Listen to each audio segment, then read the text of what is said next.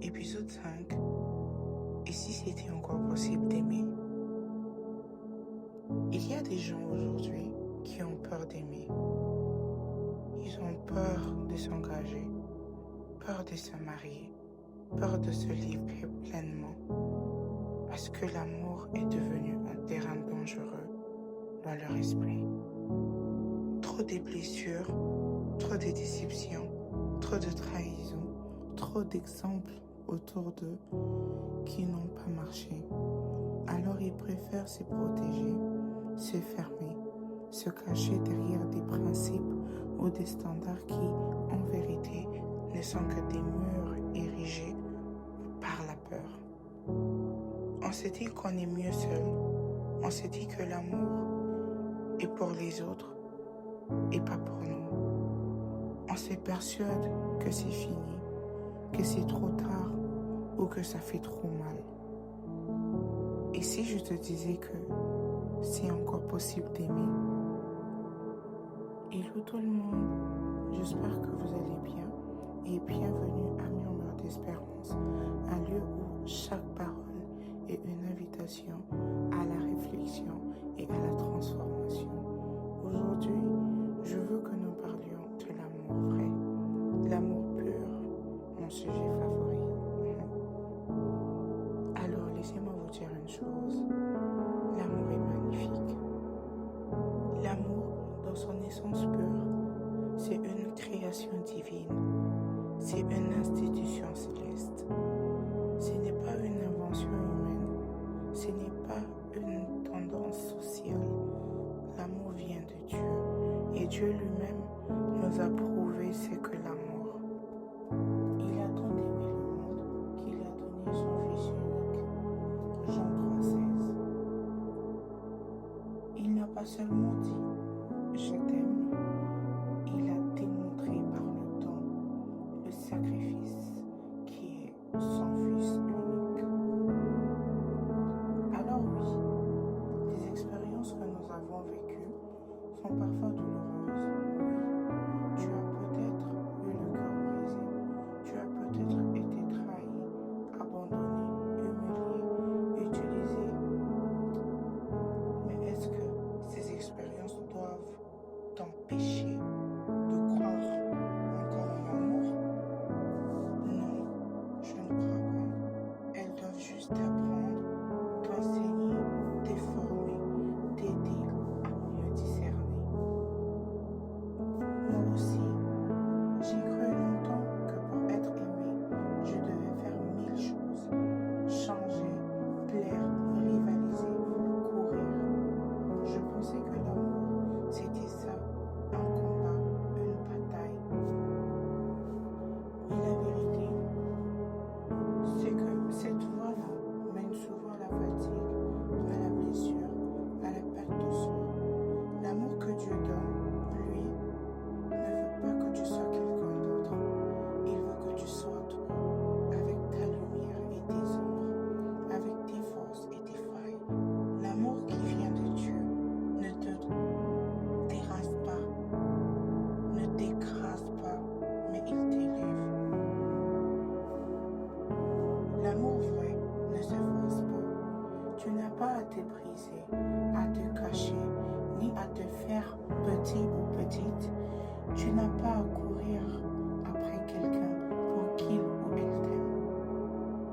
Tu n'as pas à te perdre pour être choisi.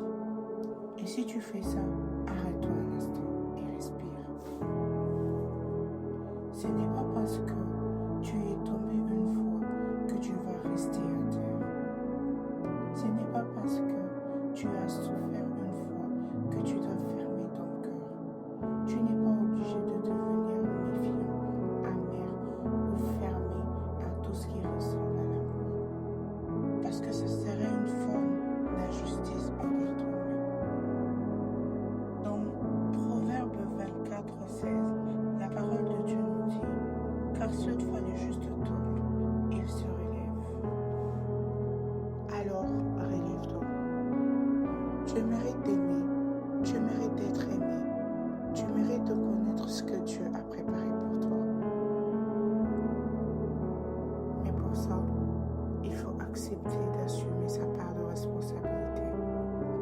Parce que oui, très souvent, on ne se rend pas compte que si quelqu'un nous a blessés, c'est aussi parce qu'on lui a laissé la porte ouverte.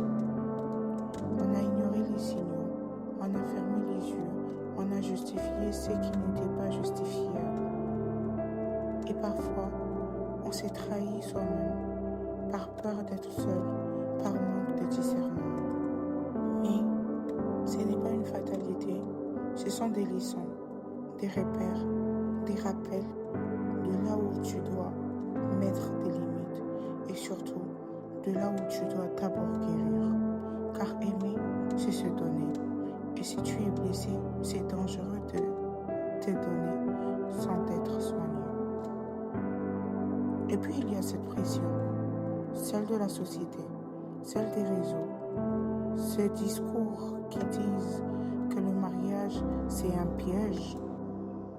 Ces discours qui disent que le mariage c'est un piège, que les gens sont tous les mêmes, que les hommes ne veulent plus s'engager, que les femmes sont intéressées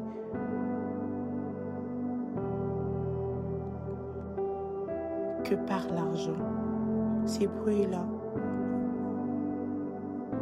il faut apprendre à l'éteindre.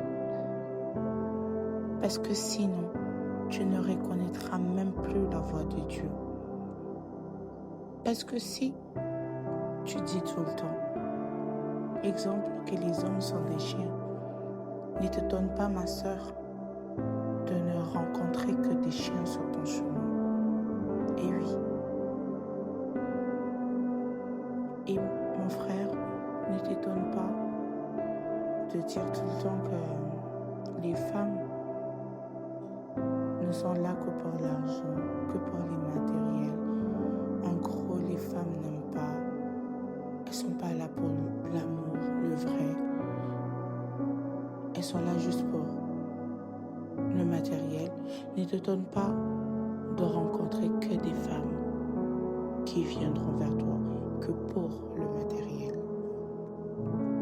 Dieu, dans son plan parfait, a prévu pour chacun une aide semblable. Ce n'est pas moi qui le dis, c'est la parole de Dieu.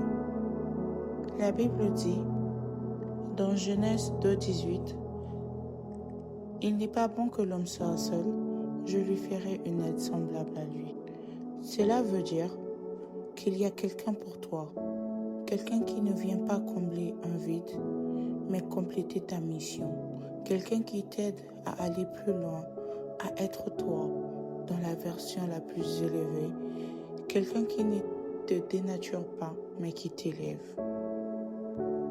Et tu sentiras quand ce sera la bonne personne, parce que ce sera naturel. Ce ne sera pas une lutte, ce ne sera pas une confusion, ce sera la paix, une paix intérieure, une fluidité, une joie sereine. Tu n'auras pas besoin de forcer. Tu reconnaîtras la bonne personne, non pas à son apparence, non pas à ses promesses, mais à sa constance, à son fruit, à son esprit, à sa manière de te regarder, à sa façon de te traiter.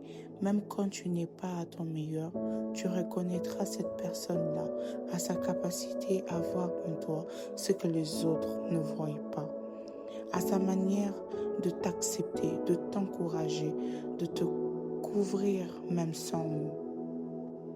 Mais pour le reconnaître, il faut être en paix, il faut être guéri, il faut être prêt. Alors, je vais prier avec toi. Si tu es dans cette saison où tu attends, où tu te poses 1001 questions, où tu doutes, où tu ressens cette peur de l'amour ou de l'engagement, cette prière est pour toi. Seigneur Tout-Puissant, toi qui connais chaque pensée, chaque blessure cachée, ses attentes, tu sais tout ce qu'elle a traversé. Et malgré tout, elle garde encore une once d'espoir. Tu vois ces cœurs fatigués qui aspirent à aimer et à être aimés. Tu vois ceux qui doutent. Tu vois Tu vois ceux qui doutent, ceux qui ont peur, ceux qui ont été blessés. Je te prie pour eux, pour ces âmes qui veulent un amour qui guérit, un mariage béni, une alliance portée par toi. Père, guéris leurs blessures, répare leurs âmes meurtries par les fausses promesses et les déceptions. Seigneur, je te prie que tu enlèves la peur de s'engager, la peur d'être rejeté, la peur d'être abandonné. Je prie que tu ouvres ses yeux spirituels afin qu'elle reconnaisse la personne que tu as destinée pour elle. Fais-leur comprendre qu'ils n'ont pas à se briser pour être aimés, que l'amour que tu donnes est complet, pur et juste. Protège-les des relations toxiques et des illusions. Garde-les loin des masques et des faux semblants. Ouvre leurs yeux spirituels pour discerner la vérité. Que leur cœur ne soit plus aveuglé par la peur, la solitude ou la précipitation. Je te demande de nous guider vers la bonne personne, pas celle qui fait courir ou pleurer, mais celle qui apporte la paix et la joie. Une personne stable, sincère, alignée à ton cœur.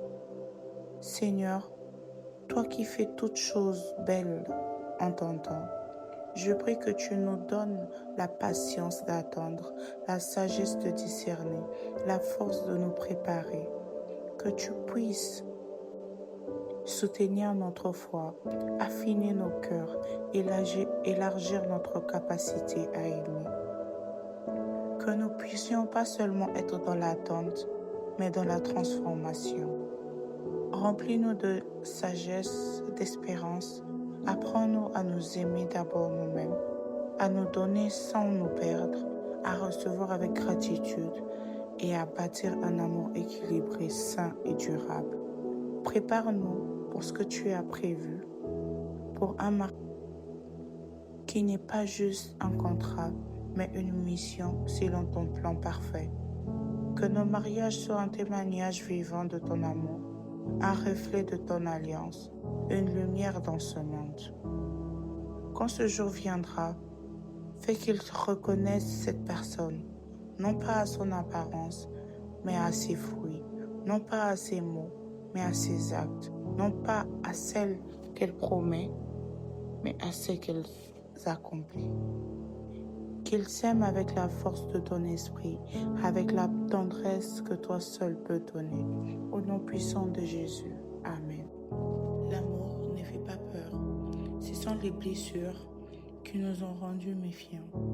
Mais avec Dieu, il est possible d'aimer encore et surtout d'aimer mieux. Garde espoir, garde foi et surtout garde ton cœur. Parce que celui qui doit t'aimer viendra te chercher, guidé par Dieu lui-même. N'oubliez pas, chaque jour est une nouvelle chance de guérir, de grandir et de vivre pleinement et surtout d'aimer. Merci d'avoir écouté Murmure d'Espérance. Si ces messages vous ont touché, partagez-le avec quelqu'un qui pourrait en avoir besoin. Soyez bénis. À très bientôt pour un nouvel épisode.